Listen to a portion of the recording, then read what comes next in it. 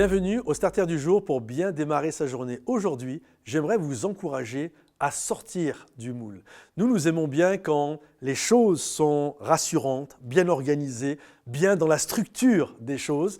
Et je le comprends, c'est tout à fait normal, on est tous plus ou moins pareils, on a besoin de cadres, on a besoin de certains repères. Et lorsque la Bible nous dit, Marie et Joseph sont arrivés à Bethléem, pour eux la structure c'était de pouvoir aller dans un hôtel. C'était ce qui était rassurant, c'était là il va y avoir une chambre, il va y avoir un lit, ça va être top d'être dans cet endroit-là. Mais malheureusement, ils vont être exclus.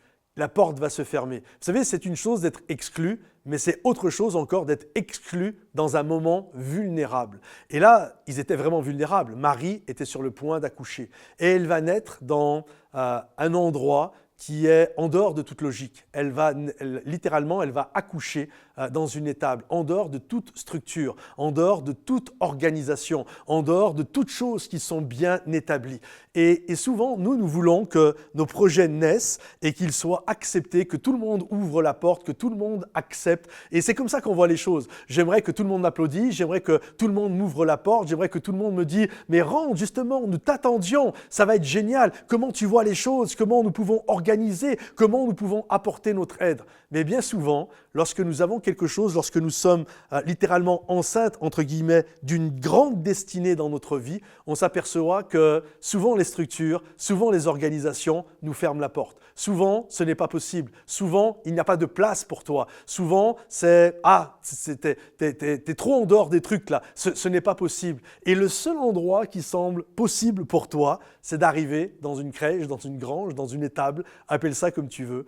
Et c'est là que les choses vont prendre place, loin de toute structure, loin de toute organisation, loin même de tout ce que tu avais pensé, imaginé, programmé dans ta propre tête. Mais c'est là, dans cette étable, que les choses vont prendre place. L'histoire de Noël, c'est l'histoire du Fils de Dieu qui n'est pas né littéralement dans un moule, qui n'est pas né dans un organigramme, qui n'est pas né dans la structure que les hommes avaient pensée. Non, c'est l'histoire d'un couple, Marie et Joseph, qui se sont fait fermer la porte devant eux et il n'y avait plus de place, il n'y avait plus rien, il n'y avait strictement rien. Et là, le bébé va naître dans une étable. Et c'est ça l'histoire de Noël, c'est l'histoire d'un couple, l'histoire d'un enfant qui sont sortis du moule, qui sont sortis de tout sentier battu et qui ont été le plus grand marqueur de l'histoire. Et souvent, je m'aperçois que c'est ça dans nos réalités.